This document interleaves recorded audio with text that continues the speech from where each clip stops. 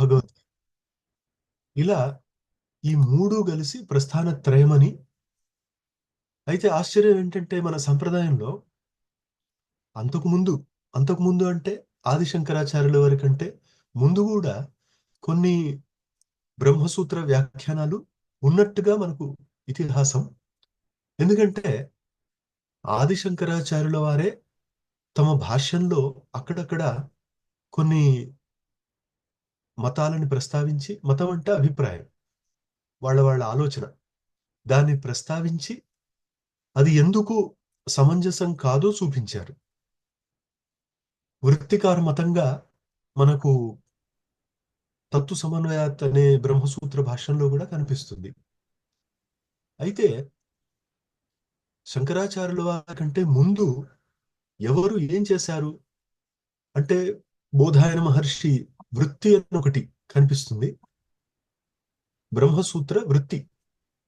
దాన్ని భగవద్ రామానుజాచార్యుల వారు కూడా శ్రీభాష్యంలో ప్రస్తావించి దాని గురించి చెప్పారు. అంటే బోధాయనాచార్యుల వారు ఇంతకు ముందు ఇలా వేదాంతాన్ని వృత్తి రూపంలో సంగ్రహించారు. కానీ ఆ వృత్తిలోని వాక్యాలను తీసుకొని సూత్రాక్షరాలను నేను వ్యాఖ్యానిస్తాను అని ఆయన అన్నారు. తదేవ అనుసృత్య సూత్రాక్షరాన్ని వ్యాఖ్యాస్యంతే అని ఆయన మాట. సో ఆ రకంగా బ్రహ్మసూత్రాల్ని ఆయన వ్యాఖ్యానించారు. దానికి ఆధారంగా బోధాయన వృత్తి, సూత్ర వృత్తి అని మనకు కనిపిస్తుంది. దానికి ద్రమిడాచార్యులు అనేవారు భాష్యం రాసినట్టుగా తెలుస్తుంది, కానీ ఇవేవి మనకు దొరకలే. అట్లాగే టంక అనే ఆచార్య కూడా బ్రహ్మసూత్ర వ్యాఖ్యానం చేశారట. ఇవేవి మన కాలంలోకి దొరకట్లేదు. కానీ ఆదిశంకరాచార్యుల వారి కాలంలో బోధాయన వృత్తి ఉన్నట్టుగా వారు దాన్ని అధ్యయనం చేసి తమ భాషల్లో వాడుకున్నట్టుగా తెలుస్తుంది. భగవద్ రామానుజాచార్యుల వారి కాలంలో ఆయన బోధాయన వృత్తిని ఎలాగైనా కూడా సంపాదించాలి, అధ్యయనం చేయాలనే ఉద్దేశంతో కాశ్మీరం వరకు వెళ్ళి అక్కడ ఆ బోధాయన వృత్తిని పొంది అక్కడే 6 నెలలు ఉండి దాన్ని సమగ్రంగా అధ్యయనం చేసి తర్వాతే భాష్యం రాసినట్టుగా ఇతిహాసం. అయితే వాళ్ళు ఆ గ్రంథాన్ని కాపీ చేయడానికి కానీ తీసుకెళ్ళడానికి కానీ అనుమతించకపోవడం వల్ల ఆయన దాన్నంతా కంఠస్థం చేశారట. ఆయన బంధువు అయిన పూరేషులు దానికి సహకరించినట్టుగా చెప్తారు. ఇలా ఒక బోధాయన వృత్తి ఉండేది, ఇంకా కొన్ని వృత్తులు భాష్యాలు ఉండేవట. కానీ ఆదిశంకరాచార్యుల వారి కంటే ముందు ప్రస్థానత్రయ భాష్యంగా 3 గ్రంథాలను సమగ్రంగా ఒకే బ్రహ్మలో అన్వయించడం అనే పద్ధతి లేకుండింది. అది గోవింద భగవత్పాదుల శిష్యులైన ఆదిశంకరాచార్యుల వారు మొదటిగా సాధించినట్టుగా మనం చూస్తున్నాం. ఆదిశంకరాచార్యుల వారి కేవలాద్వైతం, ఆ తర్వాత కొద్ది కాలానికే భాస్కరాచార్యులు అని ఒకరు వచ్చారు. ఆయన భేదాభేదవాదం, ఆ తర్వాత యాదవ ప్రకాశులను ఒక ఆయన ఉండేవారు, ఆయన స్వాభావిక భేదాభేదవాదం, ఆ తర్వాత భగవద్ రామానుజాచార్యులు వారు విశిష్ట అద్వైతం, ఆ తర్వాత కొందరు నింబార్కాచార్యులు అంటారు, ఆయన ద్వైతాద్వైతం, ఆ తర్వాత ద్వైతాచార్యులు మధ్వాచార్యుల ద్వైతం, వల్లభాచార్యుల శుద్ధాద్వైతం, విజ్ఞాన భిక్షువు శక్తి భాష్యం, బలభద్ర ఆయనది అచింత్య భేదాభేదం. ఇలా ఈ ప్రస్థానత్రయంలోని అర్థం ఇది అని చెప్పడానికి, పరతత్వం ఇది అని చూపించడానికి వాళ్ళు భాష్యాల ద్వారా ప్రయత్నం చేశారు. అందులో మొదట ఆదిశంకరాచార్యుల వారు కేవలం వేదాంతం ఇది అని ప్రస్థానత్రయ భాష్యం ద్వారా చూపించడమే కాకుండా ఒక ధర్మ నిబద్ధత కావాలి, భారతదేశానికి ధర్మ నియమం కావాలి అనే ఉద్దేశంతో మఠస్థాపన 4 దిక్కుల్లో చేసి అక్కడ చతురామ్నాయాలు అని ఆమ్నాయ పీఠాలను దాని వ్యవస్థను ఏర్పరిచి ఇన్ని వేల సంవత్సరాలుగా అది అవ్యాహతంగా నడవడానికి బీజం వేశారు. ఇది ఆదిశంకరాచార్యుల ద్వారా జరిగింది. ఇలా ఒక వేదాంత ప్రవాహం మన భారతదేశంలో ప్రవహిస్తూ మన దాకా వచ్చింది. అయితే గంగ హిమాలయాల నుంచి ఎప్పటి నుంచి ప్రవహిస్తుంది అనే దానికంటే ఇప్పుడు ప్రవహిస్తున్న గంగలో మనం మునక వేసి మనల్ని మనం పవిత్రులుగా చేసుకోవాలి అనే భావన మంచిది. ఈ ఉద్దేశంతో ఈ ప్రస్థానత్రయ భాష్యాలు కానివ్వండి, లేదా వేదాంతానికి చెందిన ఇతర గ్రంథాలు కానివ్వండి, వీటి అధ్యయనం చేయడం మన శాస్త్రం ద్వారా నిర్దేశింపబడింది. స్వాధ్యాయో అధ్యేతవ్య అని ఇదొక విధి వాక్యం. అంటే స్వాధ్యాయాన్ని అధ్యయనం చేయాలి. స్వాధ్యాయం అంటే తానెవరు, కోహమాసం, కిమాసం, పునః కోవా భూయాసం అని ఈ రకమైన ఆలోచనలు, వీటిని యోగ శాస్త్రంలో ఆత్మభావ భావన అంటారు.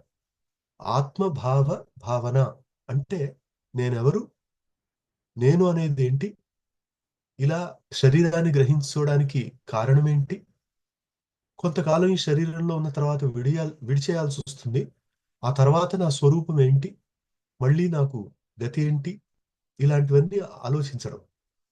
అయితే యోగ శాస్త్రం ఏం చెబుతుందంటే విశేష దర్శన ఆత్మభావ భావన నివృత్తి అని మనకు ఒక సూత్రం 3వ పాదంలో ఏం చెబుతుందంటే, మనము ప్రకృతి పురుషుడు అనే 2 తత్వాలు.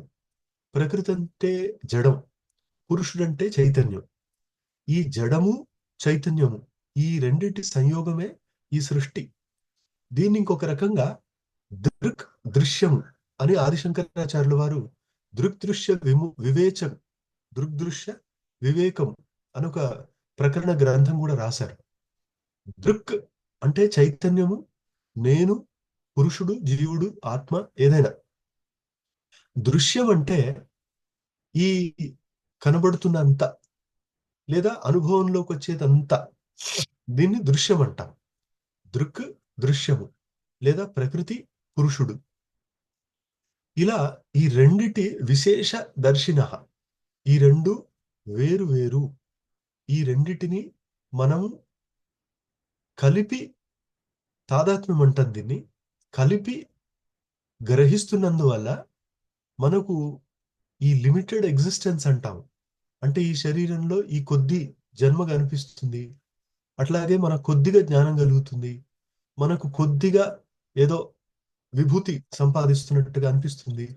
కానీ ఇదంతా కూడా మన స్వరూపం కాదు అని ఈ ప్రకృతి ప్రభావం నుంచి పురుషతత్వాన్ని విడిగా గ్రహించగలిగే సామర్థ్యం కలగాలని, ఆ సామర్థ్యం కోసమే ఇన్ని శాస్త్రాలు ఇలా ఏర్పడ్డాయి.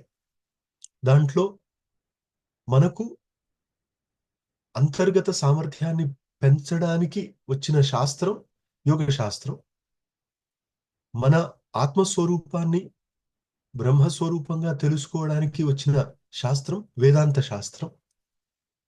ఇలా పొందిన జ్ఞానాన్ని నిర్దుష్టంగా వేరొకరికి అందింపజేయడానికి అవసరమైన సామర్థ్యాన్ని కలిగింపజేసేది న్యాయశాస్త్రం. ఈ 3 మనకు అనుభవాన్ని, అభివ్యక్తిని కలిగించే శాస్త్రాలు. అనుభవం పొందడం, ఆ పొందిన అనుభవాన్ని ఇతరులకు పంచడం, ఈ 2 వేదాంతంలో చాలా ముఖ్యమైనవి. అనుభూతిని పొందకుండా అభివ్యక్తి వరకు వెళ్ళకూడదు అని. కానీ చాలా మంది ఈ కాలంలో సమగ్రంగా శాస్త్రాధ్యయనం చేయకుండా, ఆ పరతత్వం ఏంటి అని అనుష్ఠానం ద్వారా తెలుసుకోకుండా కూడా ఈ వేదాంతము, యోగ శాస్త్రము వీటి మీద వ్యాఖ్యానాలు చేయడము ఇది మనం చూస్తుంటాం. కానీ శంకరాచార్యుల వారు తైత్తిరీయ ఉపనిషత్ భాష్యంలో చెప్పినట్టుగా అనుభవావసానమేవ విద్యాయా ఫలం అంటే మనం తెలుసుకోవడం ఎందుకు అంటే అనుభూతిలోకి తెచ్చుకోవడానికి. అలా అనుభవంలోకి తెచ్చుకున్న విషయాన్ని యోగ్యులైన వ్యక్తులకు, జిజ్ఞాసువులకు మాత్రమే తెలియజేయాలని నియమం. అంటే ఎదుటివాడు నాకిది అవసరము అని గ్రహించాలి. అలా గ్రహించి దాన్ని తెలియజేయగలడు అన్న యోగ్యమైన వ్యక్తి దగ్గరికి వెళ్ళి ప్రార్థించాలి, అడగాలి. అప్పుడు ఆ యోగ్యుడైన వ్యక్తి దాన్ని ఆ పద్ధతిలో బోధించాలి అని మన క్రమం. అందుకే కఠోపనిషత్తులో నచికేతస్ అనే ఋషికుమారుడు మృత్యుదేవత దగ్గరికి వెళ్ళి ఈ విషయాన్ని నాకు బోధించండి. మరణించిన తర్వాత అందరికి ఏమవుతుంది, ఎక్కడికి వెళ్తారు, మీరే బోధించండి అన్నా కూడా ఆయన వెంటనే బోధించలేదు. ఆయన ముందు పరీక్షించారు. కాబట్టి గురువు శిష్యుణ్ణి పరీక్షించడం, శిష్యుడు గురువుని పరీక్షించడం, ఈ రెండు మన సంప్రదాయంలో ఉన్నాయి.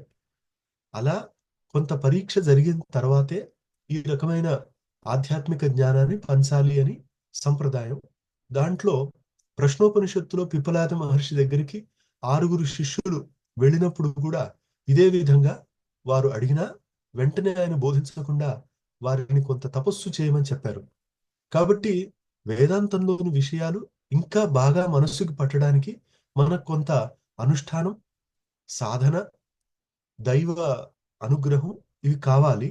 దానికోసం కొంత క్రమం మనకు అవసరమనే ఉద్దేశంతో ఆదిశంకరాచార్యుల వారు రకరకాల ఉపాసనా ప్రకారాలను కూడా నిర్దేశించారు. ప్రకరణ గ్రంథాల ద్వారా సాధన సామగ్రిని మనకి ఉపదేశించారు. ఇక్కడ ఈ వేదాంత శాస్త్రం, న్యాయశాస్త్రం, యోగ శాస్త్రం ఈ మూడు పరస్పర సమన్వయకాలు, ఉపోద్బలకాలు అనేది ఎలా అంటే అసలు ముందు చూడండి, అసలు ఈ బ్రహ్మ, ఆత్మ, మోక్షము ఇట్లాంటివి ఏవీ తెలియని వాళ్ళు, బయటి వాళ్ళు, మామూలు వ్యక్తులు, వాళ్ళు ఇది ఎలా తెలుసుకోగలరు అంటే ముందు అసలు ఇలాంటిది ఒకటి ఉందని తెలియాలి కదా. అది శ్రవణం ద్వారా జరుగుతుంది. అంటే వాళ్ళు ముందు ఎవరి ద్వారానో, ఎక్కడో గుడిలోనో, ఎక్కడో ప్రవచనంలోనో, ఏదో గురువు గారి దగ్గరో ఇది వింటారు. ఏంటంటే ఏదో ఆత్మ అనేది ఒకటి ఉందట, ఈశ్వరుడు బ్రహ్మ అనేది ఒకటి ఉందట అని. ఇది శ్రవణం. కొంతమందికి ఈ శ్రవణం చేయగానే ఆధ్యాత్మిక అనుభవం కలుగుతుంది, పరిపక్వత వస్తుంది అని చాలా ఉదాహరణలు. సమర్థ రామదాసు అని మహారాష్ట్ర ప్రదేశంలో శివాజీ గురువు గారిగా ఉన్న ఒక గొప్ప ఆధ్యాత్మిక విభూతి. ఆయన వివాహం చేసుకోవడానికి వెళ్ళగానే అక్కడ సావధాన సుముహూర్త సావధాన అనగానే ఆయన ఒక్కసారే అనుకున్నట్ట, సావధాన అంటే ఇప్పటికైనా నువ్వు అలర్ట్ కావాలి, సావధానుడిగా కావాలి అని నాకు ఇది ఉపదేశం అని భావించి వెంటనే పెళ్లి చేసుకోకుండా సన్యసించి వెళ్ళిపోయారట. అట్లా రకరకాలుగా వారి వారి అనుభవాలు ఏర్పడతాయి. రమణ మహర్షి ఏ గురువు దగ్గరికి వెళ్ళలేదు, ఏ శాస్త్రాలు గురుముఖంగా అభ్యసించలేదు. కానీ ఆయన సన్యసించారు. సన్యసించి 17వ ఏటనే ఆయన వెళ్ళిపోయారు తిరువణ్ణామలై. ఆ తర్వాత దగ్గర దగ్గర 7-8 సంవత్సరాలు మౌన దీక్షలో గొప్ప తపస్సులో ఉండిపోయారు. అలాంటి వాళ్ళు సిద్ధులు, స్వయం సిద్ధులు. వారి తిరువణ్ణామలై దగ్గర ఉండే శేషాద్రి స్వామిగారు కూడా అలాంటి వారే. ఇలా మనకి శ్రవణం ద్వారానే సిద్ధిని పొందిన వాళ్ళు కనిపిస్తారు. కాబట్టి అద్వైతంలో పరిమళ ప్రస్థానం అనే దాంట్లో శ్రవణమే ప్రధానము అని చెప్పారు. కానీ ఇది మిగతా వాళ్ళకి సరిగా అనిపించలేదు. ఎందుకంటే శ్రవణమే ఆధ్యాత్మిక అనుభవాన్ని, బ్రహ్మ సాక్షాత్కారాన్ని, మోక్షాన్ని ఇవ్వగలిగితే బృహదారణ్యక ఉపనిషత్తులో మైత్రేయి యాజ్ఞవల్క్య సంవాదంలో ఎందుకు స్పష్టంగా ఆత్మావా అరే ద్రష్టవ్య అని చెప్పి శ్రోతవ్య మంతవ్య నిదిధ్యాసితవ్యశ్చ అని ఎందుకు చెప్పారు అంటే ఆ మంత్రానికి అర్థం ఏంటి అంటే మైత్రేయికి చెప్పినప్పుడు ఇది ఆత్మ అనేదాన్ని సాక్షాత్కరించుకోవాలి అని ఇదొక విధివాక్యం లాగా కనిపించే ఒక వాక్యం. విధి ఛాయాపన్నమిదం వాక్యం అని భాష్యంలో చెప్తారు. ఒక వాక్యం ఇదేం చెబుతుంది అంటే అందరూ తమను తాము తెలుసుకోవాలి, ఆత్మ సాక్షాత్కారాన్ని పొందాలి అని. ఇది చెప్పి శ్రోతవ్య దానికోసం శ్రవణం చేయాలి అని ఒకటి, అంతటితో ఆగకుండా మంతవ్య మననం చేయాలి అని రెండు, మూడు నిధిధ్యాసితవ్యశ్చ నిధిధ్యాసనం చేయాలి అని మూడు చెప్పారు. వీటిని మన సంప్రదాయంలో శ్రవణ మనన నిధిధ్యాసనం అంటారు. ఇదేంటి? శ్రోతవ్య శృతివాక్యేభ్య అంటే శృతి వాక్యాల ద్వారా, ఉపనిషద్ వాక్యాల ద్వారా ఈ ఆత్మ అనేది ఏంటి అని మనం ముందు వినాలి. వినడం ఇది మొదట.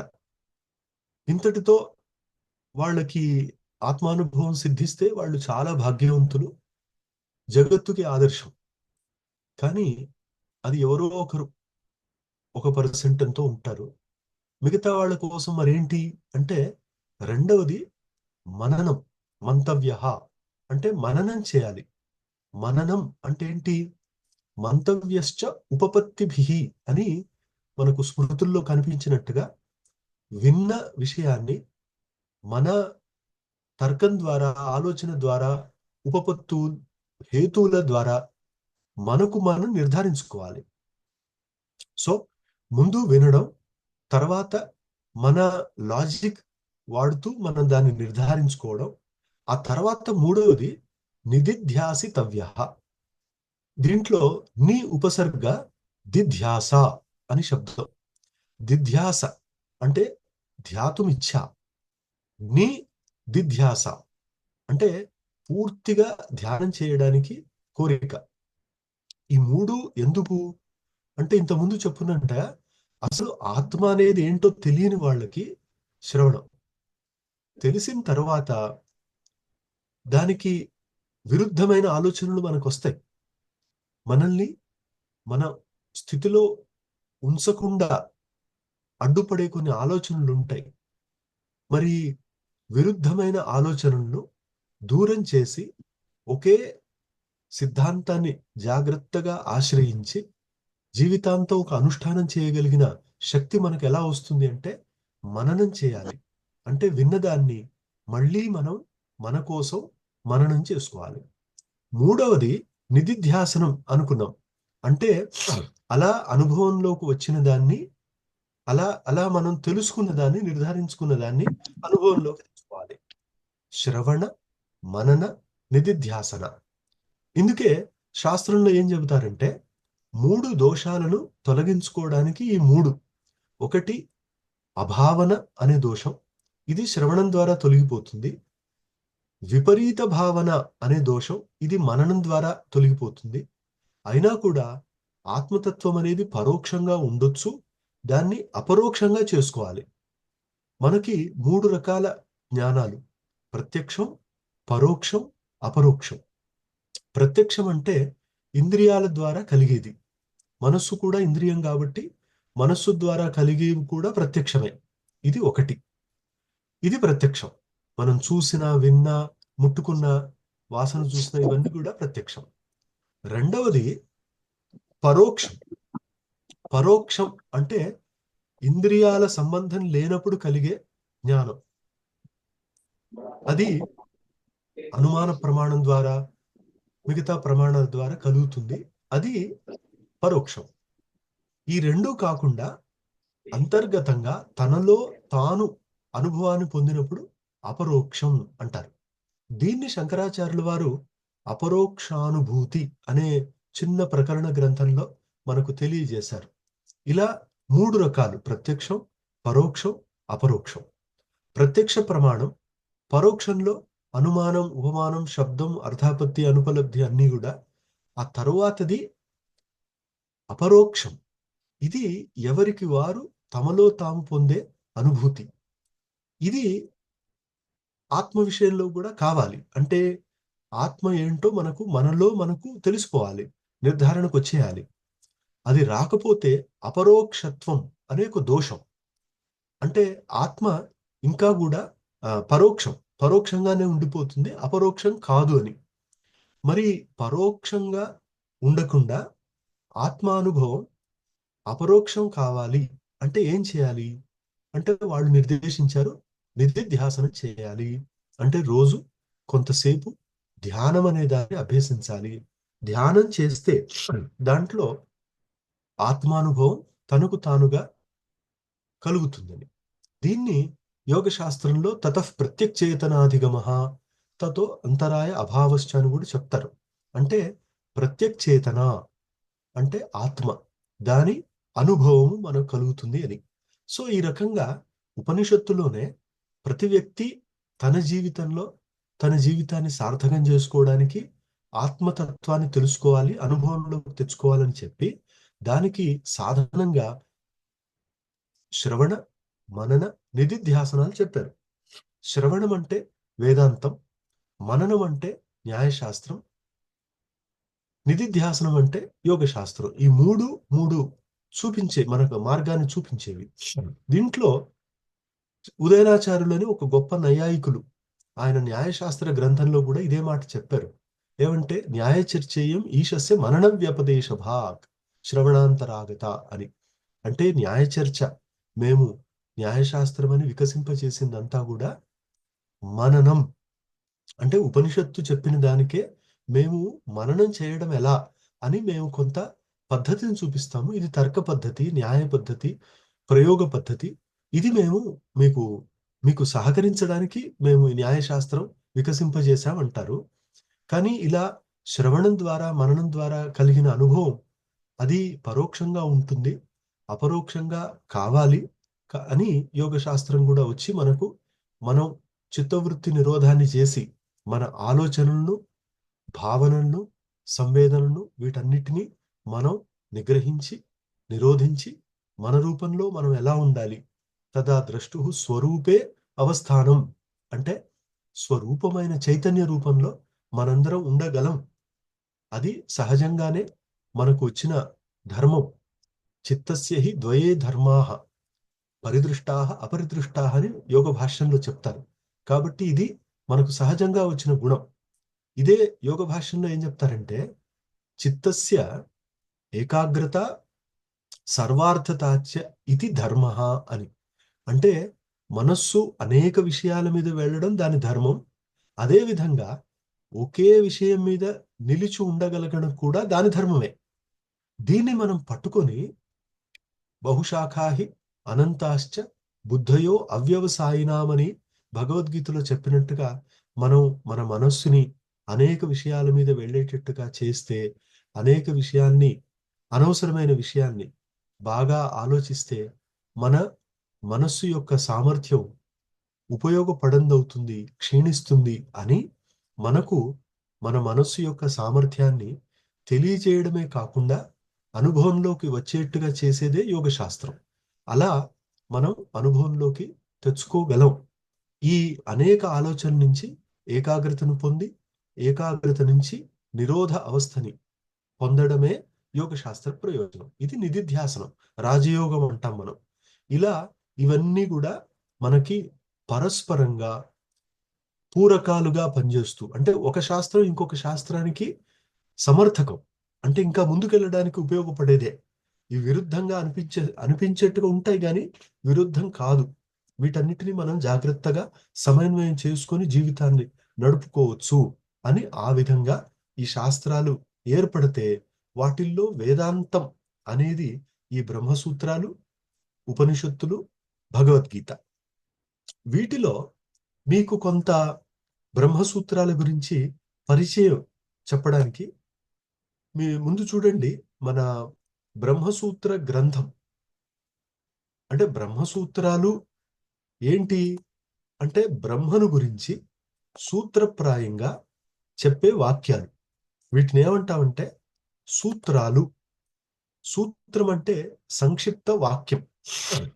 ఇది ఏం చేస్తుంది అంటే ఒక విషయాన్ని మనకి దూరంగా చూపిస్తుంది. ఇదొక అర్థం. మరొక అర్థం ఏంటి అంటే సూత్రం అంటే దారం. దారం ఏం చేస్తుంది అంటే పూలను లేదా అట్లాంటి వాటిని గుదిగుచ్చుతుంది. అంటే గుంఫనం చేయడానికి సూత్రం, దారం ఉపకరిస్తుంది. ఇదే శంకరాచార్యుల వారు భాష్యంలో చెప్తారు. వేదాంత వాక్య కుసుమ గ్రథనార్థత్వాత్ సూత్రాణం. అంటే ఈ సూత్రాలు వేదాంత వాక్యాలు అనే పూలను ఒక మాలగా గుదిగుచ్చే దానం లాంటివి. అయితే సంప్రదాయంలో సూత్రం అనే దానికి ఒక వ్యాఖ్యానం ఉంది, ఒక లక్షణం ఏంటి అంటే అల్పాక్షరం, అసందిగ్ధం, సారవత్, విశ్వతోముఖం, అస్తోభం, అనవద్యంచ అని. అంటే అప్పటి వాళ్ళు సూత్రం ఏం చేస్తుందో గమనించి దానికి ఒక లక్షణాన్ని ఇచ్చారు. ఏంటి అంటే వీలైనంత వరకు సూత్రం అల్పాక్షరంగా ఉండాలి. అంటే దాంట్లో అక్షరాలు తక్కువ ఉండాలి, మరీ పెద్ద పెద్ద సూత్రాలు చేయకూడదని. పాణిని సూత్రం చూస్తే అ అ అని సంవృత వివృతాన్ని నిర్దేశిస్తూ అష్టాధ్యాయి చివరి సూత్రం ఇది. ఇంకా జ్ఞో, అత ఏవ, జ్ఞశ్చ ఇట్లాంటి సూత్రాలు కూడా ఉన్నాయి. అవి మరీ 1-2 పదాల్లోనే అయిపోతాయి. మరి అదే పాణిని మహర్షి చాలా పెద్ద పెద్ద సూత్రాలు కూడా చేశారు. అది వేరే విషయం. బ్రహ్మసూత్రాల్లో కూడా ఉపనిషత్తు వాక్యాల వివేచన చేసి బాదరాయణ మహర్షి, అంటే వ్యాస మహర్షి అంటాం, ఆయన సంక్షిప్తంగా కొన్ని సూత్రాలు అందించారు కదా. వీటిలో ఉపనిషద్ వాక్యాల సమన్వయం, సిద్ధాంతం ఇవి ఉంటాయి. ఇది అల్పాక్షరం, వీలైనంత వరకు తక్కువ అక్షరాల్లో. అసందిగ్ధం అంటే తక్కువ మాటలో చెప్తే సందేహం కలగొచ్చు. మరి తక్కువ పదాలు వాడినప్పుడు ఎదుటివాడికి సందేహం కలిగేట్టుగా ఉండకూడదు అనే ఉద్దేశంతో సూత్రాల యొక్క రెండవ స్వరూపం ఏంటంటే అసందిగ్ధం. 3 సారవత్. సారవత్ అంటే శాస్త్రం యొక్క సారమంతా ఆ సూత్రంలో వచ్చేట్టుగా ఉండాలి పరస్పర సంబంధంతో. విశ్వతోముఖం. ఏ శాస్త్రం యొక్క సూత్రమో ఆ శాస్త్రానికి చెందిన ఇతర విషయాలను కూడా స్పృశిస్తూ సంబంధం కలిగేట్టుగా ఉండాలి. అస్తోభం. స్తోభ. స్తోభ అంటే సామవేదంలో కొన్ని ప్రశంసా పరకమైన, కొందరంటారు నిష్ప్రయోజనమైన శబ్దాలు లేదా ధ్వనులు లేదా పదాలు, వాటిని స్తోభ పదాలు అంటారు. స్తోభం అలాంటివి ఉండకూడదు. అంటే అనవసరంగా చ, తు, హ, వై ఏదో అట్లా వేసేసాము అని అట్లాంటి పదాలు ఉండకూడదు. అస్తోభం, స్తోభాక్షరాలు ఉండకూడదు. అందుకనే భాష్యకారులు సూత్రంలో వచ్చే తూ చ అంటే తూచా తప్పకుండా, తూ చ కూడా వదలకుండా, దాన్నే మనం తూచా తప్పకుండా అంటాం. వాటిని కూడా వదలకుండా భాష్యం చెప్తారు. అది శంకరాచార్యుల వారు తత్తు సమన్వయత్తు ఎందుకు వచ్చింది అని చెప్పారు. ప్రకృతిశ్చ ప్రతిజ్ఞా దృష్టాంత అనుపరోధాత్ అని 2వ అధ్యాయంలో వచ్చే చోట కూడా వారు చ ఎందుకు వచ్చింది ఇక్కడ, అట్లా అక్షరాన్ని కూడా వదలకుండా వారు వ్యాఖ్యానిస్తారు. ఇది అస్తోభం. ఇక చివరిది అనవద్యం. అవద్యం, అనవద్యం. అవద్యం అంటే దోషం కలిగింది. నా అవద్యం, అనవద్యం అంటే ఏ దోషాలు లేకుండా చూసుకోవాలి, జాగ్రత్తగా సూత్రాల్ని చేసుకోవాలని. ఇది మనకు బహుశా 3-4 శతకాల నుంచే చాలా సూత్రాలు వచ్చాయి. అంతకుముందు క్రీస్తుకు పూర్వం 6వ శతకం అంటాం, అప్పుడే మన పాణిని సూత్రాలు వచ్చేసాయి. అంతకుముందు చాలా వరకు సూత్ర రూపంలో వచ్చాయి. ఇదంతా కూడా సూత్రాలు, మనకు బ్రహ్మ సూత్రాలు సూత్ర రూపంలో వచ్చాయి. ఇది సూత్రం. సో మీరు బ్రహ్మ సూత్రాలు చూస్తారనమాట, అంటే సంక్షేపమైన వాక్యాలు. అయితే సూత్రాలు ఎంత ప్రయత్నించినా కొంత సందేహాన్ని కలిగిస్తాయి. కాబట్టి ఆ తర్వాతి కాలంలో ప్రతి సూత్రానికి ఒక వృత్తి, వార్తికం, భాష్యం, వ్యాఖ్యానం ఇలాంటివన్నీ క్రమంగా రాశారు. ఇవన్నీ లేకపోతే సూత్రాన్ని ఉన్నదున్నట్టుగా తెలుసుకోవడం కష్టం, అందరి వల్ల కాదు. కాబట్టి ఈ సూత్రానికి ఇది అర్థం అని చెప్పి ప్రాచీనులు వృత్తి, వార్తికం, భాష్యం, వ్యాఖ్యానం ఇలాంటివి రాశారు. సాధారణంగా వార్తికం ముందు తర్వాత భాష్యం వస్తుంది, కానీ వేదాంతంలో భాష్యం ముందు వార్తికం తర్వాత వచ్చింది. శంకరాచార్యుల వారి భాష్యం ఆ తర్వాతే సురేశ్వర వార్తికంగా ప్రసిద్ధం. అట్లా ఇవన్నీ వస్తాయి. ఇప్పుడు మనం చదువుకునేది బ్రహ్మసూత్రం కాబట్టి ఈ బ్రహ్మసూత్రం అనే గ్రంథంలో ఏంటి అసలు చెప్పబడింది అంటే ముఖ్యంగా బ్రహ్మ. ఈ బ్రహ్మ ఏంటి, బ్రహ్మ స్వరూపం ఏంటి, బ్రహ్మకు మనకున్న సంబంధం ఏంటి, బ్రహ్మని ఎందుకోసం తెలుసుకోవాలి, తర్వాత బ్రహ్మను తెలుసుకుంటేనే మోక్షమా, మోక్ష స్వరూపం ఏంటి, మోక్షం పొందడానికి సాధనం ఏంటి, ఇవన్నీ మనకు బ్రహ్మసూత్రాల్లో వస్తాయి. ఒక విషయం మనం గమనించాలి, ఈ బ్రహ్మసూత్ర అనే గ్రంథం ఉపనిషత్తు వాక్యాల వివేచనంగా మనం అనుకున్నాం. ఉపనిషత్తు వాక్యాల వివేచనం. ఉపనిషత్తు వాక్యాలు ఎన్ని రకాలు అనంటే సాధారణంగా స్పష్ట బ్రహ్మలింగ వాక్యాలు, అస్పష్ట బ్రహ్మలింగ వాక్యాలని ముందు రెండు. అంటే కొన్ని ఉపనిషత్తు వాక్యాల్లో బ్రహ్మ అనే దాన్ని స్పష్టంగా చెప్పారు. సో బ్రహ్మ అనే దాన్ని స్పష్టంగా చెప్పిన వాక్యాలు స్పష్ట బ్రహ్మలింగ వాక్యాలు. దాంట్లో ఇది బ్రహ్మ అని చెప్పేశారు. తదేవ బ్రహ్మ తద్విద్ధి నేదం యదిదం ఉపాసతే అని, లేదా బ్రహ్మ విజిజ్ఞాసితవ్యం సత్యం జ్ఞానమనంతం బ్రహ్మ ఏకమేవాద్వితీయం బ్రహ్మ, ఇలా ఎన్నో వాక్యాల్లో బ్రహ్మ అనే దాన్ని స్పష్టంగా చెప్పారు, ఇది బ్రహ్మ అని, కం బ్రహ్మ ఖం బ్రహ్మ అని. కానీ కొన్ని చోట్ల అస్పష్ట బ్రహ్మలింగ వాక్యాలు ఉంటాయి. అంటే అస్పష్ట బ్రహ్మలింగ వాక్యాలంటే అక్కడ బ్రహ్మ అనేది స్పష్టంగా చెప్పబడలేదు. చెప్పబడినందున మనకి సంశయం కలుగుతుంది, అసలు ఇక్కడ చెప్పింది ఈ బ్రహ్మనేనా, ఎందుకంటే స్పష్టంగా లేదు. అప్పుడు మన బాదరాయణ మహర్షుల వారు ఈ సూత్రాల ద్వారా స్పష్టంగా ఎక్కడైతే బ్రహ్మ చెప్పబడిందో ఆ వాక్యాలను, స్పష్టంగా ఎక్కడ చెప్పబడలేదో ఆ వాక్యాలను, వీటిని తీసుకొని ఆయా అధ్యాయాల పాదాల్లో దాన్ని చర్చించారు. అంటే ఇదో ఇక్కడ మీకు బ్రహ్మ గురించి స్పష్టంగా చెప్పబడింది, నేను వాటిని చూపిస్తా.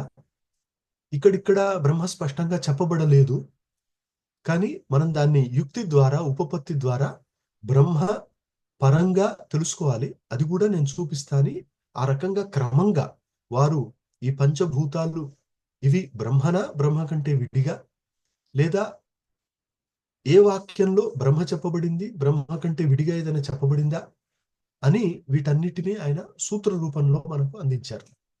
ఇలా ఈ వాక్యాలు ఉంటాయి. కానీ ఇవి కాకుండా సృష్టి బోధక వాక్యాలు ఉంటాయి. అంటే ఫర్ ఎగ్జాంపుల్ చాందోగ్యోపనిషత్ 6వ అధ్యాయంలో చెప్పినట్టుగా, షష్ఠ ఖండంలో చెప్పినట్టుగా తదైక్షత బహుశ్యాం ప్రజా ఏతి తేజో అసృజత అని తేజో అప్ అన్న సృష్టిని క్రమంగా చెప్పే వాక్యం ఉంది. ఇది శృతి వాక్యం. ఇది కాకుండా తైత్రీయ ఉపనిషత్తులో ఆత్మనస్తు ఆకాశ సంభూత, ఆత్మ నుంచే ఆకాశం ఏర్పడుతుంది అని, ఆకాశం నుంచి వాయువు, అగ్ని, ఇట్లా అభ్య పృథివీ, ఆపహ జలం నుంచి పృథివీ ఏర్పడింది అని వీటన్నిటి చర్చ బ్రహ్మసూత్రాల్లో వస్తుంది. సో ఈ రకంగా సృష్టి కలుగుతుంది, కలిగింది అని చెప్పే వాక్యాలు కూడా ఉపనిషత్తుల్లో ఉన్నాయి. వీటిని సృష్టి వాక్యాలు అంటాం. ఇవి కాకుండా ఘటక శృతులు అని కూడా ఉంటాయి. అంటే ఇది ఈ రకంగా సంభవించింది అని చెప్పే వాక్యాలు కూడా ఉంటాయి. వాటిని వాటికి విడిగా ఆత్మస్వరూప ప్రతిపాదక వాక్యాలు ఉంటాయి, మోక్ష స్వరూప ప్రతిపాదక వాక్యాలు ఉంటాయి, అర్థవాద వాక్యాలు ఉంటాయి, విధి వాక్యాలు ఉంటాయి. ఇవన్నీ అనేక విధాలైన వాక్యాలు. వీటిని క్రమంగా చర్చించడమే బ్రహ్మసూత్ర ప్రయోజనం. అంటే ఏ పృథివీ మీద మనం ఉన్నామో, ఈ పృథివీ ఈ సౌర కుటుంబం, సూర్య కుటుంబంలో ఒక గ్రహంగా తిరుగుతుంది. ఈ భూమి దేని చుట్టైతే తిరుగుతుందో ఆ సూర్యుడు అనేది ఒక నక్షత్రం అని, ఒక గ్రహం అని మనవాళ్ళు నక్షత్రం అని ఆధునికులు అంటారు. అదొక తేజో మండలం. ఇదంతా మన సౌర కుటుంబానికి చెందింది. ఇది కాకుండా ఈ మొత్తం సౌర కుటుంబం ఇదంతా ఉంటున్న పాలపుంత అనే ఒక గెలాక్సీ, మిల్కీవే అని ఆ గెలాక్సీ ఉంది. ఇలాంటి 24,000 పైచిలుకున్న గెలాక్సీలు ఒక దగ్గర ఉంటే అదొక విశ్వం. ఇలాంటి విశ్వాలు మళ్ళీ అంతే ఒక 27,000 వరకు ఉన్నాయని మల్టీ యూనివర్స్ అని ఒక సిద్ధాంతం ఉంది. సో మనం ఉంటున్న పృథివీ మీదే మనం మన రోజువారీ జీవన వ్యవహారాల్లో మునిగిపోయి మనం తలెత్తి ఆకాశం వైపు చూడము. ఆకాశం వైపు చూసి ఈ ఆకాశం ఏంటి అసలు, ఇలా ఉండడం అనేది ఏంటి, దీంట్లో ఈ నక్షత్రాలు, గ్రహాలు, పృథివీ, దానిపైన ఈ జీవనం, ఈ ఔషధులు, అంటే ఈ పాలకూర ఇట్లాంటివన్నీ ఔషధులే, వీటిని మేము తిని మళ్ళీ మనం పెరగడం ఏంటి, ఇలా శరీరంలో ఈ లంగ్స్, లివర్, బ్రెయిన్, ఇదంతా వ్యవస్థ ఎవరు చేశారు, ఎందుకు ఏర్పడుతుంది, ఇంత అద్భుతంగా ఇంత సక్రమంగా ఈ పద్ధతి ప్రకారం ఉంటున్నది, ఇదంతా ఎవరు చేయకుండా ఎలా అవుతుంది, ఎవరైనా చేస్తే ఎవరు అని ఎప్పుడో ఒకప్పుడు మనం ఆలోచించి దానికోసం సొంతంగా ప్రయత్నం చేయొచ్చు, శాస్త్రం యొక్క ఆధారం ద్వారా కూడా ప్రయత్నం చేయొచ్చు. అలా ఎప్పుడైతే మనం ప్రయత్నం చేస్తామో అప్పుడు మన చుట్టూ ఉన్న ఈ విశ్వం ఏంటి అని ఒక జిజ్ఞాస, ఈ నేను అనేది ఏంటి అని ఆత్మ జిజ్ఞాస, ఈ మొత్తం విశ్వం దేనిని ఆశ్రయించుకుంది, దేనిని ఆశ్రయించుకుని ఉంది అని బ్రహ్మ జిజ్ఞాస, ఈ మూడు కలుగుతాయి మనకు. ఇలా వాళ్ళ వాళ్ళ యోగ్యతను బట్టి ఆయా జిజ్ఞాసని పొందుతారు. పొందిన జిజ్ఞాస వాళ్ళ ప్రయత్నాన్ని బట్టి సఫలమవుతుంది. అలా ఆధ్యాత్మిక జీవనం ముందుకు వెళుతుంది అనమాట. దీనికోసం వ్యక్తికి తాను ఏ దశలో ఉన్నాను అని తెలుసుకోవడం ఒకటి, తెలుసుకున్న తర్వాత ఆ దశ కంటే ముందు దశలో ఇంకెవరైనా ఉన్నారా అని తెలుసుకొని వాళ్ళని ఆశ్రయించడం, ఇది రెండవది. అలా ఆశ్రయించి ఇదో నా దశ ఇది, మీరు నా దశను తెలుసుకొని నన్ను ముందుకు తీసుకెళ్ళండి అని తనను తాను సమర్పించుకోవడం, అది మూడవ దశ. దాని తర్వాత తాను కృతార్థుడు అవడం నాలుగవది. దీన్ని తద్విద్ధి ప్రణిపాతేన పరిప్రశ్నేన సేవయా ఉపదేక్షంతి తే జ్ఞానం జ్ఞానిన తత్వదర్శిన అనే శ్లోకంలో భగవద్గీతలో చెప్పారు. కాబట్టి ముందు ప్రణిపాతం అవసరం.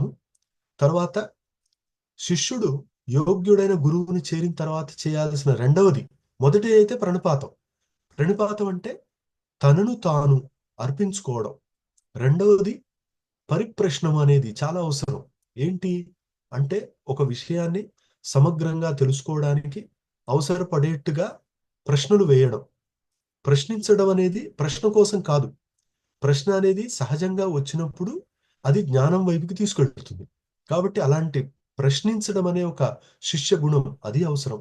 ఆ తరువాతే సేవ. సేవ అనేది ఆధునిక కాలంలో కొంచెం కష్టమే, గురుకులాల్లో ఉండేది. ఈ రకంగా మూడు అవసరమని వారు చెప్పారు. ఇదే కాకుండా ఎప్పుడైతే అర్జునుడు శ్రీకృష్ణ పరమాత్మని ఆశ్రయించినప్పుడు ఏమన్నాడు ఆయన అంటే, శిష్యస్తేహం షాధిమాం త్వాం ప్రపన్నం అని ఒక చక్కటి మాట వస్తుంది మనకు భగవద్గీతలో. ఇది మొత్తం మన శిక్షణ క్రమాన్ని ప్రతిబింబించే వాక్యం. మొట్టమొదట ఆయన అన్నది శిష్య, అంటే తనను తాను తెలుసుకున్నాడు. ఓహో, నాకు ఇంకా శిక్షణం అవసరం, నాకు కొంత అభ్యాసం ఇంకా అవసరం, నేను నేర్చుకోవాల్సింది ఉంది అని అనుకోవడం శిష్యత్వం. అసలు నేను ముందు శిష్యుణ్ణి అని తెలుసుకోవడం. రెండవది తే. తే అంటే నీ యొక్క శిష్యుణ్ణి అని. ఇప్పుడు శాసితుం యోగ్య శిష్య, ఎవరైతే శాసింపబడడానికి యోగ్యులో, శాసనాన్ని గ్రహించడానికి యోగ్యులో వాళ్ళు శిష్యులు, అంటే ఫిట్ టు లెర్న్. తే అనేది రెండవ దశ, అంటే నీకు శిష్యుణ్ణి. మొదటిది ఏంటి? నేను శిష్యుణ్ణి, అంటే నేను నేర్చుకోవాల్సింది ఉంది. ఇప్పుడు గురువు దగ్గరికి వెళ్ళి నీకు శిష్యుణ్ణి అని అనాలి. ఎందుకిది అంటే, అసలు ఈ దశలో 6 శిష్యులు పిప్పలాద మహర్షి దగ్గరికి వెళ్ళకపోయి ఉంటే అసలు ఆ ప్రశ్నోపనిషత్తే రాకుండేది. శ్రీరామచంద్రుడికి ఇలాంటి దశ రాకుంటే యోగ వాసిష్టం రాకుండేది. ఇలాంటి దశ ఎన్నో సందర్భాల్లో జ్ఞానం ఇచ్చిన దశ.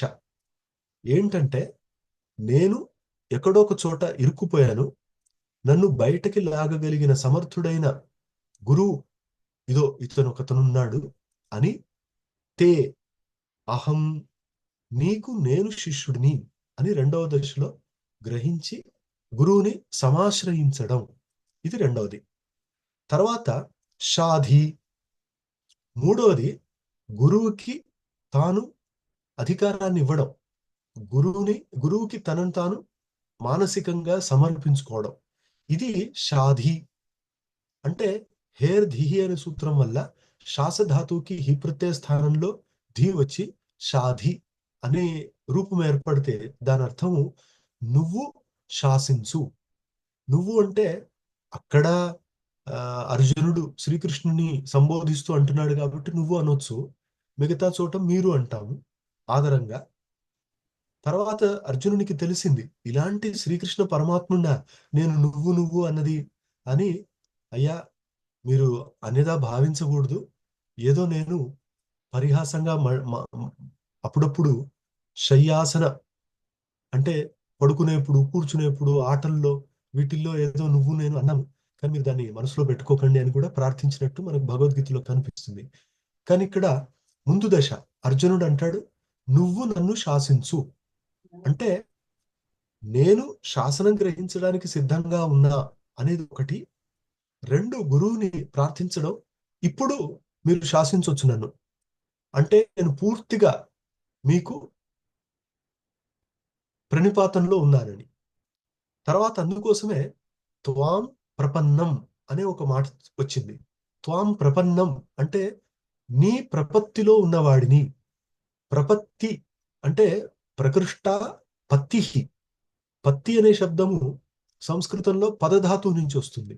పదులు అనే ధాతువు నుంచి పద్యతే అని రూపం. పత్తి అనే తిన్ప్రత్యాంత శబ్దం వల్ల ఏమొస్తుంది అంటే పొందడం. ప్రపత్తి అంటే ప్రకృష్ట పత్తి. ఏంటది అంటే ఎక్కువ మొత్తంలో మిక్కుటంగా పొందడం. సో ఈ అర్జునుడు శ్రీకృష్ణుడితో చెప్పింది ఇదే. మొదట నాకు అర్థమైంది, నేను ఇప్పుడు ఇంకా శిష్యుణ్ణే. ఈ శిష్య దశ నుంచి శిష్ట దశకి వెళ్ళాలి ప్రతి ఒక్కడు. అంటే తనను శిష్య దశలో చూసుకొని గురువుని ఆశ్రయించి ఆ ఉపదేశం ద్వారా తాను శిష్టుడు అవ్వాలి. అప్పుడు శిష్ట ఆచారం. అందుకోసమే భగవద్గీతలోనే యద్యద్ ఆచరతి శ్రేష్ఠ, ఆ శ్రేష్ఠుడే శిష్టుడు. మన శాస్త్రంలో శిష్టుడు ఎవరు అన్నప్పుడు రకరకాల శాస్త్రాల్లో వస్తుంది ఆ మాట. ఉదాహరణకి న్యాయశాస్త్రంలో శిష్టుడనే పదాన్ని వివరిస్తూ గంగేశోపాధ్యాయుల వారు అనే ఒక 13వ శతకానికి చెందిన గొప్ప నైయాయికులు ఏమంటారంటే, అభ్యుపగత వేద ప్రామాణ్యాః శిష్టాః అని. అంటే వేదం ప్రమాణం అని గ్రహించిన వాళ్ళందరూ కూడా శిష్టులు. ఇదే అధిగత వేద ప్రామాణ్యం, ఇదే శిష్టత్వం అని కూడా చెప్తారు. ఇది మరొక రకంగా అంటే దినకరి లాంటి వ్యాఖ్యానాల్లో వచ్చేట్టుగా ఫల సాధనతాంశే భ్రాంతిరహితత్వం అని కూడా చెప్తారు. అంటే ఈ ఫలాన్ని నేను పొందడానికి ఈ సాధనం యోగ్యం అని తెలిసిన వాళ్ళు శిష్టులు. అయితే విచిత్రంగా పతంజలి వ్యాకరణ మహాభాష్యంలో వృషోదరాదీని యథోపదిష్టం అనే చోట భాష్యం చేస్తూ ఆయన అన్నారు, ఏతస్మిన్ ఆర్యావర్తే ఏకేచ కుంభీధాన్యాః యస్యాః కస్యాశ్చిత్ విద్యాయాః ప్రయోజనమంతరేణ పారగాః తే అత్ర శిష్టాః అని ఒక మాట ఇచ్చారు. అంటే ఈ ఆర్యావర్తంలో స్వార్థం లేకుండా ఏదో వచ్చిన దానితో సంతృప్తి పొంది ప్రశాంత జీవితాన్ని నిర్వహిస్తూ ఏదో ఒక విద్యని స్వార్థం లేకుండా ఉపాసిస్తూ ఆ విద్యని ఆత్మసాత్ చేసుకున్నవారు, ఆ విద్యలో పారంగతులు, వాళ్ళు శిష్టులు అని ఆయన వ్యాకరణ మహాభాష్యంలో కూడా చెప్పారు.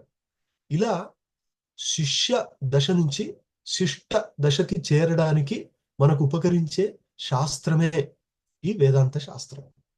ఇక్కడ మనం ప్రార్థన చూస్తాం, మీ స్క్రీన్ మీద కనిపిస్తుంది, మాహం బ్రహ్మ నిరాకుర్యాం మామా బ్రహ్మ నిరాకరోత్ అనిరాకరణం వస్తు అనిరాకరణం మేస్తు అని. మంత్రపతీన్ ఋషీన్ నమామహ అని నమో మంత్రపతీన్. మాహం బ్రహ్మ నిరాకుర్యాం అంటే ప్రతి వాళ్ళు బ్రహ్మసూత్రం ద్వారా వేదాంతంలో ప్రవేశాన్ని పొందగోరిన వాళ్ళు మొట్టమొదటి చేయాల్సిన ప్రార్థన ఏంటంటే, ఆ బ్రహ్మ అనే తత్వం అది మొత్తం విశ్వాన్ని వ్యాపించింది. ప్రతి పదార్థంలో బ్రహ్మ ఉంది. బ్రహ్మ కాకుండా ఏ పదార్థం ఉండజాలదు. కానీ అదే బ్రహ్మ వేరొక వ్యక్తి రూపంలో ప్రకటమైనప్పుడు మనుషులు దాన్ని దూరం ఉంచుతారు, ద్వేషిస్తారు. అప్పుడు బ్రహ్మను ద్వేషించినట్టే. కాబట్టి నేను నా జీవితంలో ఎప్పుడు కూడా ఏ వ్యవహారం ద్వారా కూడా బ్రహ్మను నిరాకరించకుండును గాక అని ప్రార్థన. బ్రహ్మను నేను నిరాకరించుకుందును గాక. నిరాకరించడం అంటే ఏంటి అంటే బ్రహ్మ ఉందా అని సంశయించడం, బ్రహ్మ లేదు అని విపరీతంగా భావించడం, ఇవన్నీ కూడా బ్రహ్మ నిరాకరణం. అది నేను చేయకుందును గాక అని. అంతేకాదు, మా బ్రహ్మ మా నిరాకరోత్, నన్ను కూడా బ్రహ్మ నిరాకరించకుండుగాక. అంటే బ్రహ్మ నన్ను నిరాకరించవచ్చు, నేను బ్రహ్మ నిరాకరించవచ్చు. నా అజ్ఞానం వల్ల బ్రహ్మ లేదు అనుకొని నేను దూరం ఉండొచ్చు, లేదా ప్రాపంచిక విషయాల్లో బాగా నిమగ్నమై ఉండొచ్చు. రెండవది, బ్రహ్మ నాలో యోగ్యత లేనందువల్ల దూరంగా ఉండవచ్చు. దాన్నే ఈశావాస్య ఉపనిషత్తులో తద్దూరే తద్వంతికే తదు సర్వస్యాస్య బాహ్యతః అని చెప్పినప్పుడు శాంకర భాష్యంలో ఏం చెప్పారంటే, ఎవరికి దూరం బ్రహ్మ, ఎవరికి దగ్గర అంటే శమాది, శమ, దమ ఇలాంటివి, ఇదంతా కలిగిన వ్యక్తికి బ్రహ్మ తన సమీపంలోనే, తన దగ్గర, తనలో ఉంది. ఇలాంటివేవి లేని వాడికి బ్రహ్మ అనేది దూరంగా ఉన్నట్టే అని అలా ఆయన వ్యాఖ్యానించారు. అనిరాకరణ వస్తు. ఈ విధంగా మనం బ్రహ్మ జిజ్ఞాసలో, బ్రహ్మసూత్ర అధ్యయనంలో నిర్విఘ్నంగా చివరి సూత్రం వరకు చదివి తెలుసుకోవాలని, దాని ద్వారా మన అంటే బ్రహ్మసూత్రాన్ని తెలుసుకోవడం అనే ఒక నెపం ద్వారా మన సనాతన సంప్రదాయాన్ని, మన వేదాంతాన్ని, మన మహర్షుల పరంపరను, ఉపనిషత్తులను, భగవద్గీతను, ఇతర శాస్త్రాలను, వేదాంతాన్ని ఇవన్నీ తెలుసుకోవాలి. కాబట్టి అనిరాకరణ వస్తు అనిరాకరణం మేస్తు ఇలా ఇక్కడ ప్రార్థన. ఇప్పుడు మీకు మీ స్క్రీన్ మీద కనిపిస్తున్న దాన్ని గమనిస్తే చూడండి, బ్రహ్మ సూత్రం. బ్రహ్మ అనేది ఒక కాస్మిక్ ఎనర్జీ అనండి, అల్టిమేట్ కాన్షియస్నెస్ అనండి. అంటే ఈ విశ్వమంతా వ్యాపించి తానుగా ప్రకటమవుతున్న ఒక చైతన్యం. అదే పర చైతన్యం, పరమాత్మ, పరతత్వం అని అంటాం. పరమేశ్వర అని కూడా అంటాం. ఆ బ్రహ్మ దాన్ని సూత్రం, సూచించేది. సూచనాత్ సూత్రమిత్యాహు, దాన్ని చూపేది. ఏది అంటే సూత్రం. దీన్ని మనం మామూలుగా ఫార్ములా అనొచ్చు, సూత్రం అనొచ్చు, కనెక్టర్ అనొచ్చు. ఈ రకంగా మనకి సూత్రం వస్తుంది. ఇప్పుడు అంటే ఇంకా ఈ బ్రహ్మసూత్రంలోకి వెళ్తున్నాం కాబట్టి గ్రంథం స్వరూపాన్ని మీరు తెలుసుకోవడానికి ఇది అవసరం. ఏంటి అంటే నేను చెప్పినట్టుగా కొన్ని స్పష్టంగా బ్రహ్మను చెప్పే వాక్యాలు ఉపనిషత్తులో ఎక్కడెక్కడున్నాయో ఆయన ఎత్తి చూపించారు మన బాదరాయణ మహర్షి. అలాగే అస్పష్ట బ్రహ్మ లింగక వాక్యాలు ఉంటాయి, అన్క్లియర్. వీటిని కూడా మనం అక్కడక్కడ చదువుకుంటాం. ఇవి కాకుండా నేను చెప్పినట్టుగా సృష్టి బోధక వాక్యాలు, ఆత్మబోధక వాక్యాలు ఇట్లాంటివి వస్తాయి మధ్య మధ్యలో. అంటే రకరకాల వాక్యాలు. ఈ శృతి వాక్యాలను కూడా బాదరాయణ మహర్షి అక్కడక్కడ చూపించి వాటిని ఆయన సమన్వయించారు. ఇవి ఉపనిషత్తు వాక్యాలు. ఇవన్నీ బ్రహ్మలో అన్వయించాలి. అంటే ఒకటి ఎక్కడో ఆకాశం నుంచి అంతా ఏర్పడింది అంటారు, ఇంకొక చోట బ్రహ్మ నుంచి అంతా ఏర్పడింది అంటారు. మామూలు వ్యక్తికి సందేహం ఏంటంటే, ఓహో బ్రహ్మ అనేది మీరు కల్పిస్తున్నారు, ఆకాశం నుంచి ఏర్పడినట్టుగా శృతి చెప్తుంది కదా అంటే, లేదు, శృతి చెప్తున్న ఆకాశం కూడా బ్రహ్మనే అని మరి ఎలా మనం తెలుసుకోవడం? ఈ ఉపనిషత్తు వాక్యాన్ని బ్రహ్మపరంగా అన్వయించుకోవడం ఎట్లా అంటే, ఇప్పుడు మనం బ్రహ్మసూత్రాల ద్వారా బాదరాయణ మహర్షి ఎలా మనకు సమన్వయం చేసి చూపిస్తారో మనం తెలుసుకుంటాం. దీని తర్వాత మరి ఇన్ని విరుద్ధంగా కనబడే వాక్యాలను పరస్పరం బ్రహ్మలోనే అన్వయించేట్టుగా ఎలా తెలుసుకోవడం అంటే, దీనికి మన వేదాంత శాస్త్రంలో షడ్విధ తాత్పర్య లింగ అని ఒక టెక్నిక్, ఒక శాస్త్ర మెథడ్ శంకరాచార్యుల వారు మొదటిసారి చూపించారు. ఇదేంటి అంటే తాత్పర్య నిర్ణాయక అనొచ్చు. తాత్పర్యం ఏంటో ముందు తెలియాలి. తాత్పర్యం అనే శబ్దాన్ని చూస్తే తత్ పర అని ఒక శబ్దం, తత్పరస్య భావ తాత్పర్యం అని వస్తుంది. తత్పర అంటే ఏ పదం ఏ అర్థం కోసమే ప్రయోగింపబడిందో అది దాని తాత్పర్యం.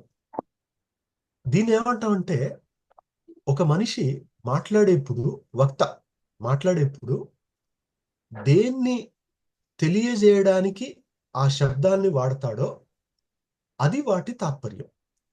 ఇప్పుడు నేను భోజనం చేసేప్పుడు సైంధవం ఆనయ అన్నాను అనుకోండి. సైంధవం అనే శబ్దానికి సంస్కృతంలో రెండు అర్థాలు. ఒకటి ఉప్పు, రెండవది గుర్రం. ఇప్పుడు నేను భోజనం చేసేప్పుడు సైంధవం ఆనయ అని అంటే ఎవరైనా వెళ్ళి గుర్రాన్ని తెస్తారా? గుర్రాన్ని తెస్తే నా తాత్పర్యం మీకు అర్థం కాలేదు అంటారు. అంటే ఏంటి అంటే, నేను చెప్పదలిచింది మీరు గ్రహిస్తే తాత్పర్యాన్ని గ్రహించినట్టు. మరి సైంధవం అనే శబ్దానికి రెండు అర్థాలు ఉన్నాయి కదా, మరి రెండూ దానికి తాత్పర్యమా అంటే, వక్త దేన్ని చెప్పదలిచాడో అది తాత్పర్యం అని సాధారణంగా మనం తెలుసుకుంటాం. వక్త చెప్పదలిచింది. ఇప్పుడు నేను భోజనం చేసేప్పుడు ఉప్పు అని చెప్పదలిచాను, సైంధవం అన్నా కాబట్టి అక్కడ సైంధవం అంటే ఉప్పు అని అర్థం. యుద్ధానికి వెళ్ళేటప్పుడు, ప్రయాణానికి వెళ్ళేటప్పుడు సైంధవం ఆనయ అని అంటే అక్కడ గుర్రాన్ని తెచ్చుకోవాలి. ఆయా సందర్భాల్లో ఆయా తాత్పర్యాన్ని గ్రహించాలి మనం. ఈ తాత్పర్యాన్ని గ్రహించడానికి మనకు ఉపయోగపడేవి ఏవి అంటే ఆరు ఆరు అని మనకు వేదాంతం చెబుతుంది. ఇంతకంటే ఎక్కువ కూడా ఉంటాయని వ్యాకరణ శాస్త్రం చెబుతుంది. ఏవి అంటే ఉపనిషత్తుల్లో మొట్టమొదటిది ఉపక్రమ, ఉపసంహార. ఇవి రెండు కలిపి ఒకటే. ఉపక్రమ, ఉపసంహార ఏంటి అంటే, ఒక ఒక భాగం ఉంది ఉపనిషత్తులోని, ఒక అధ్యాయము, ఒక ఖండము ఉందనుకోండి. అది దేనితో మొదలవుతుంది, దేనితో అంతమవుతుంది, ఇది మనం చూడాలి. దేనితో మొదలవుతుంది, దేనితో అంతమవుతుంది. మధ్యలో వచ్చిన వాక్యాన్ని మాత్రమే గ్రహించి అర్థ నిర్ధారణం చేయకూడదు అని ఒక మనకు సంప్రదాయం. కాబట్టి ముందు వెనుకలు చూడాలి. ఈ ముందు వెనుకలు చూడడం ఉపక్రమ ఉపసంహార. సో మీకు ఇది ఉదాహరణకి చాందోగ్య ఉపనిషత్తులో సద్విద్యా ప్రకరణంలో మీకు మొదట వస్తుంది ఆ సదేవ సౌమ్య అని వస్తుంది. సదేవ అంటే ఇది సత్ మాత్రమే అని వచ్చినప్పుడు ఉపక్రమం తెలిసిపోయింది మనకు. అదే అధ్యాయానికి చివరిలో స ఆత్మ అని అన్నారు అనుకోండి, అప్పుడు ఓహో ఇదే ఆత్మ. ఈ రకంగా రెండు ఆత్మ ఈశ్వర అభేదాన్ని తెలియజేస్తున్నాయని మనకు తెలుస్తుంది. ఇది ఉపక్రమ ఉపసంహారాలు. అలాగే అభ్యాస, ఇది రిపిటిషన్. అంటే ఒక భాగంలో ఉపనిషత్తుల్లో ఏ విషయాన్ని మాటి మాటికి చెప్పారు, మాటి మాటికి చెప్పడం, మాటి మాటికి చేయడం, దీన్ని అభ్యాసం అంటాం. సో ఉపనిషత్తుల్లో ఒకే విషయాన్ని ఏమైనా మాటి మాటికి చెప్పారా అని గమనించాలి. ఇది అభ్యాసం. ఇది కూడా మనకు తాత్పర్యాన్ని తెలుసుకోవడానికి ఉపయోగపడుతుంది. తర్వాత అపూర్వం, ఒరిజినాలిటీ. అపూర్వం అంటే ఇది మొట్టమొదటిసారి చెప్పబడింది, ఇంతకుముందు చెప్పబడలేదు. మీకు ఉపనిషత్తుల్లో మాటి మాటికి ఏదైనా చెప్పారా అంటే చాలా మంచి విషయాన్ని ఆదిశంకరుల వారు మనకు అందజేసినప్పుడు ఏమన్నారంటే, ఛాందోగ్యోపనిషత్తులో షష్ఠఖండంలో తత్వమసి అనే దాన్ని 9 సార్లు చెప్పారు. ఇంతకంటే ఇంకేం అవసరం? 9 సార్లు ఒకే విషయాన్ని చెప్పడం దాని మహత్వాన్ని చెప్తుంది. అంటే అది ఎంత ముఖ్యం మన జీవితంలో. దాంట్లో ఏదో చెప్పదలిచారు మన వాళ్ళు. మన ఇంతకు ముందున్న ఆధ్యాత్మిక సంపన్నులు ఎవరైతే ఉన్నారో వాళ్ళు మనకు ఏదో అందజేయదలిచారు. దాన్ని చెప్పడానికే వాళ్ళు మాటి మాటికి తత్వమసి తత్వమసి అన్నారు. అది మనం పట్టుకోవాలని ఆయన దాన్ని మహావాక్యం అన్నారు. ఉపనిషత్తుల్లో అలా కొన్ని వాక్యాలని ఆయన మహావాక్యాలు అని ఎత్తి చూపించారు. అయితే భలే అద్భుతమైన విషయం ఏంటంటే, ఆయన అలా 4 వాక్యాలను చూపించారు. ఆ 4 వాక్యాలు ఒక్కొక్కటి ఒక్కొక్క వేదం నుంచి, 4 వేదాల నుంచి తీసుకున్న 4 మహావాక్యాలు. ఋగ్వేదం ప్రజ్ఞానం బ్రహ్మ, యజుర్వేదం అహం బ్రహ్మాస్మి, సామవేదం తత్వమసి, అథర్వవేదం అయమాత్మ బ్రహ్మ.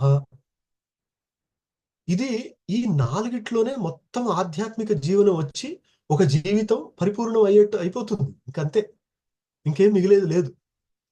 సో ఆయన అలా కొన్నిటిని మహావాక్యాలు అన్నారు. ఏంటది మహా అని ఎందుకు విశేషణం జోడించారు వాక్యానికి? వాక్యం అంటే ఏంటి? అర్థవత్ పద సమూహ వాక్యం. అంటే అర్థం కలిగిన పదాల సముదాయం, దాన్ని వాక్యం అంటాం. వాక్యం అంటే తెలిసిపోయింది, ఓకే. కానీ మహావాక్యం ఏంటి? పెద్ద వాక్యమా అంటే కాదు. మహావాక్యం అంటే అఖండార్థ బోధకం వాక్యం మహావాక్యం అని వేదాంతం. అఖండమైన అర్థాన్ని బోధించేది. అఖండమైన అర్థం ఏది అంటే బ్రహ్మ. కాబట్టి అలాంటి వాటిని బోధించే వాక్యం మహావాక్యమని దాన్ని ఎత్తి చూపించి మన జీవితంలో మనం ఒక్కొక్క దశలో ఒక్కొక్క మహావాక్యాన్ని అనుభవంలోకి తెచ్చుకుంటూ ఒక దృష్టిని కలిగి ముందుకెళ్తాం. అలా మన జీవితం చరితార్థం కావడానికి, కృతార్థం కావడానికి, సఫలం కావడానికి మహావాక్యాలు మనకు ఉపయోగపడతాయి. అలాంటి మహావాక్యాలను ఎత్తి చూపించినప్పుడు తత్వమసి అనేది మహావాక్యం అనే చెప్పారు ఆయన. ఇది తెలియని వాళ్ళు, దీన్ని గ్రహించలేని వాళ్ళు పాపం ఏమంటారంటే, శంకరాచార్యుల వారు ఏదో కొన్ని వాక్యాల్ని ఎత్తి వాటిని మహావాక్యాలు అన్నారు, ఇదంతా అనవసరం, అన్ని వాక్యాలు మహావాక్యాలు అనేవాళ్ళు కూడా ఉన్నారు. ఇది రిపిటిషన్ అంటే అభ్యాసం అనే దాంట్లో మనం ఏ విషయం ఎక్కువ మార్లు చెప్పబడిందో అది మనకు తాత్పర్యానికి ఉపకరిస్తుంది, తాత్పర్యం తెలుసుకోవడానికి ఉపయోగపడుతుంది అని అంటారు. 9 సార్లు తత్వమసి అనే మాట వచ్చింది కాబట్టి అది మహావాక్యం అని, అది అభ్యాసం ద్వారా మనకు తెలుస్తుందని అన్నారు ఆయన. అయితే ఒక సందేహం కలుగుతుంది ఏంటంటే, వక్త తాను చెప్పదలిచింది తాత్పర్యమైతే, ఈ ఉపనిషత్తులు వేదాలు కాబట్టి, వేదాలనేవి అపౌరుషేయాలు, అంటే ఏ వ్యక్తి కూర్చొని రాసినవి కావు కాబట్టి, వీటిల్లో వక్త చెప్పదలిచింది ఏది ఉంటుంది?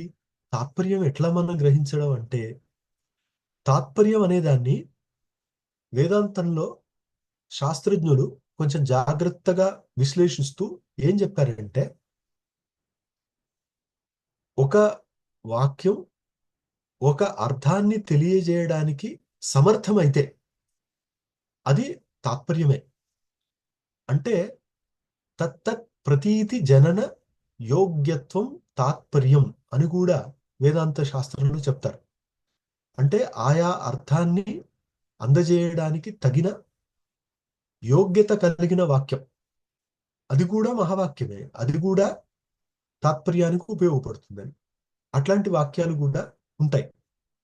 వాటిల్లో అపూర్వం ఏమైనా చెప్పారా అంటే, మనకు ఈ ప్రపంచంలో మిగతా ప్రమాణం ద్వారా తెలియని ఏదైనా విషయాన్ని చెప్పారా అనంటే, ఉపనిషత్తుల్లో అక్కడక్కడ అలాంటివి చెప్పారు. ఏంటి? బ్రహ్మవేద బ్రహ్మైవ భవతి. ఇది మీకు వేరెవరు చెప్పరు, ఏ శాస్త్రంలో రాదు, ఇది కేవలం ఉపనిషత్తులో చెప్పబడుతుంది, ఇది అపూర్వం అని అంటారు. దీని ద్వారా మనకి తాత్పర్యం, ఓహో, బ్రహ్మను తెలుసుకుంటే ప్రతివాడు బ్రహ్మగా తాను మిగిలిపోవచ్చు అనడం ఇది ఒరిజినాలిటీ. అలాగే ఫలం, ఫలం అనేది కూడా ఇదే రూపంలో ఉంటుంది. ఏంటంటే, ఇది తెలుసుకోవడం ద్వారా ఇది లభిస్తుంది అని చెప్పడమే తాత్పర్యం. ఉదాహరణకి తైత్రీయ ఉపనిషత్తులో ఈ ప్రణవ విద్యని చెప్పి, దాని తర్వాత వాక్పతి చక్షుష్పతి శ్రోత్రపతి విజ్ఞానపతి అని ఒక మాట వస్తుంది. సో ఇవన్నీ ఫలితాలు. అట్లాగే బ్రహ్మను తెలుసుకుంటే బ్రహ్మ రూపంలో మారతారు, బ్రహ్మ సంపద్యతే, ఇది ఫలం. ఇలా ఫలాన్ని చెప్పే కూడా వాక్యాలు ఉంటాయి. తర్వాత అర్థవాదం. అర్థవాదం అనేది ఒక తాత్పర్య నిర్ధారక విషయం, తాత్పర్యాన్ని నిర్ధారిస్తుంది. ఏదది? అర్థవాదం. అర్థవాదం అంటే ఏంటి అంటే, సాధారణంగా స్తుతి, కొన్ని చోట్ల నింద కూడా. సో ఉపనిషత్తుల్లో ఏదైనా ఒక విషయం బాగా స్తుతింపబడితే మనం తెలుసుకోవాల్సింది ఏంటంటే, ఆ విషయం అక్కడ తాత్పర్యం. బ్రహ్మవర్చస అన్నాద్యేన లోకేన అని ఒక చోట చెప్తారు. అంటే దీన్ని తెలుసుకుంటే బ్రహ్మవర్చస్సు ఏర్పడుతుంది, ఇది తెలుసుకున్నవాడు అన్ని లోకాల్లో పూజ్యుడు. ఇదే, దీన్నే మనం అర్థవాదం అంటాం. అంటే ఒక విషయాన్ని ప్రశంసించడం. తర్వాత ఏంటి అంటే ఉపపత్తి, దీన్ని రీజనింగ్ అంటాం. ఉపపత్తి, ఉపపత్తిలో ఏమవుతుంది అంటే యుక్తిని చూపిస్తారు, యుక్తిని చూపిస్తారు, దాన్ని ఉపపత్తి అంటాం. సో అది కూడా మనకు బ్రహ్మసూత్రాల్లో తాత్పర్యం తెలుసుకోవడానికి ఉపయోగపడుతుంది. సో ఈ రకంగా మీరు తెలుసుకోవాల్సింది ఏంటంటే, 6 తాత్పర్య నిర్ణాయకాలు నిర్ణయించే ఉన్నాయి. వాటి ద్వారానే శంకరాచార్యుల వారు బ్రహ్మ ఉపనిషత్తుల తాత్పర్యం అని నిర్ధారించారు. అది మనం క్రమంగా అక్కడక్కడ తెలుసుకుంటాం. అట్లా ఈ ప్రస్థాన త్రయం, సంహిత, బ్రాహ్మణ, ఆరణ్యక, ఉపనిషత్తు, ఇలా వీటి ద్వారా మనం చివరికి బ్రహ్మ సాక్షాత్కారం వైపుకి వెళ్ళాలి అని చెప్పడమే బ్రహ్మ విద్య. ఇదే ఉపనిషత్ అంటే బ్రహ్మ విద్య. ఈ ఉపనిషత్తు, బ్రహ్మసూత్రం, భగవద్గీత 3 కలిసి ప్రస్థానత్రయం. ఉప ని షత్ అని 3 భాగాలు దాంట్లో. ఉప అంటే దగ్గర, ని అంటే పూర్తిగా, షత్ అంటే ఉండడం, కూర్చోవడం. 3 కలిపి ఉప ని షత్ అంటే ఒక తత్వానికి చాలా పూర్తిగా దగ్గరగా ఉండడం, అది ఉపనిషత్ అనబడుతుంది. దీన్ని శంకరాచార్యుల వారి కఠోపనిషత్తు భాష్యంలో ముందు ముందే స్పష్టంగా చెప్పారు, ఇది బ్రహ్మ విద్య అని. అలా ఉపనిషత్తు ఒకటి ఉంది, బ్రహ్మసూత్రాలు, భగవద్గీత కూడా ఉన్నాయి. వీటన్నిటిలో ముఖ్యంగా చెప్పబడేది బ్రహ్మ ఏమిటి, జీవుడంటే ఏంటి, ఈ జగత్ అంటే ఏంటి, వీటిని గురించి. వీటికి నేను ఇంతకుముందు చెప్పినట్టుగా శ్రవణ మనన నిధిధ్యాసనాలు మనకి మార్గాలు. దీంట్లో చెప్పబడే బ్రహ్మ నిర్గుణం, నిర్విశేషం, అఖండం, ఏకమేవ అద్వితీయం. అలాంటి బ్రహ్మ. దీన్ని 4 అధ్యాయాల్లో 4 పాదాల్లో చెప్పారు ఈయన. ఎన్ని సూత్రాల్లో చెప్పారు అంటే శంకరాచార్యుల వారి సంప్రదాయంలో 555 555 సూత్రాలు. ఎన్ని విషయాలు చర్చించారు అంటే 191 విషయాన్ని చర్చించారు. చర్చించే విషయాన్ని అధికరణం అంటాం. కొన్ని సూత్రాలలో ఒక్కొక్కసారి ఒక సూత్రం, 2 సూత్రాలు, 4 సూత్రాలు, 6 సూత్రాలు, 11 సూత్రాల్లో ఒకే విషయాన్ని చర్చిస్తారు. ఒక్కొక్కసారి ఒక సూత్రంలో చర్చించవచ్చు, 10 సూత్రాల్లో చర్చించవచ్చు. అప్పుడు ఆ ఒక సూత్రం ఒక అధికరణం, లేదా 10 సూత్రాలు ఒక అధికరణం. అధికరణం అంటే ఒక విషయాన్ని చర్చించడం. అలా 191 అధికరణాలు, 555 సూత్రాలు, 4 అధ్యాయాలు, ఒక్కొక్క అధ్యాయంలో 4 పాదాలు, కాబట్టి 16 పాదాలు. ఇది బ్రహ్మసూత్రం యొక్క స్వరూపం. ఇది మిగతా సంప్రదాయాల్లో విడివిడిగా ఉంటుంది. అంటే అన్నిటికంటే తక్కువ చెప్పిన వారు నింబార్కాచార్యులు. అధికరణాలు చాలా తక్కువ చూపించారు ఆయన. అందరికంటే ఎక్కువ చూపించింది మధ్వాచార్యులు వారు. దగ్గర దగ్గర 200 పైచిలుకు అధికరణాలు ఆయన చూపించారు. సూత్రాల సంఖ్య కూడా సంప్రదాయాన్ని బట్టి వేరువేరు. శంకర సంప్రదాయంలో 555 అవుతే, కొన్ని తక్కువ సూత్రాలు రామానుజ సంప్రదాయంలో, నింబార్క సంప్రదాయంలో వస్తాయి. ఇవి తక్కువ ఉంటాయి. అట్లా మొత్తం 191 విషయాల్ని చర్చిస్తాం. మనం ఇప్పుడు పూర్వాచార్యుల్ని ఆదరంగా స్మరించుకుంటే ఆదిశంకరాచార్యులు వారు, రామానుజులు, మధ్వాచార్యులు, వల్లభాచార్యులు, చైతన్య మహాప్రభు, నింబార్కాచార్యులు, భాస్కరాచార్యులు, యాదవ ప్రకాశులు, విష్ణుస్వామి, బలదేవ, విజ్ఞాన భిక్షు, వీళ్ళందరూ కూడా మన పూర్వాచార్యులు, మనకు ఈ వేదాంతాన్ని అందించిన మహానుభావులు. ఈరోజు ఇంకా మనం ఆపేసే ముందు ప్రార్థన చేసుకోవడానికి, అసతో మా సద్గమయ, తమసో మా జ్యోతిర్గమయ, మృత్యోర్మా అమృతం గమయ. మనం అసత్తు నుంచి సత్తు వైపుకి వెళ్ళేట్టుగా ఆ బ్రహ్మ అనే శక్తి మనల్ని ప్రేరేపించాలి. ప్రచోదయాత్, ప్రేరేపించుగాక. మనం అజ్ఞానం అనే చీకటి నుండి జ్ఞానం అనే ప్రకాశంలోకి వెళ్ళేట్లుగా అది మనల్ని ప్రేరేపించుగాక. మృత్యువు అనే ఈ సీమిత అస్తిత్వం నుంచి అమృతత్వం అనే అమర్యాదితం, అసీమితం, అనంతమైన ఒక అస్తిత్వంలోకి మనల్ని తీసుకెళ్ళుగాక అని ప్రార్థన. ఇది కూడా బృహదారణ్యక ఉపనిషత్తులోదే. ఈ ప్రార్థన చేస్తూ ఓం శాంతి శాంతి శాంతి హరి ఓం. ఇది శాంతి మంత్రం. దీంతో ఈ ఉపోద్ఘాతం అయిపోయినట్టు. ఇంకా నెక్స్ట్ క్లాస్ నుంచి మనం ఈ బ్రహ్మతత్వ ప్రకాశిక అనే పుస్తకం చాలా మంది దగ్గరికి వచ్చింది. దీని ద్వారా మనం బ్రహ్మసూత్రాలు ముందు సమగ్రంగా చూసి తర్వాత మనం బ్రహ్మసూత్ర శాంకర భాష్యానికి వెళ్ళిపోవచ్చు. మీకు బ్రహ్మతత్వ ప్రకాశిక అనేది దీని పరిచయం ఏంటంటే సదాశివేంద్ర సరస్వతి గారు రాశారు.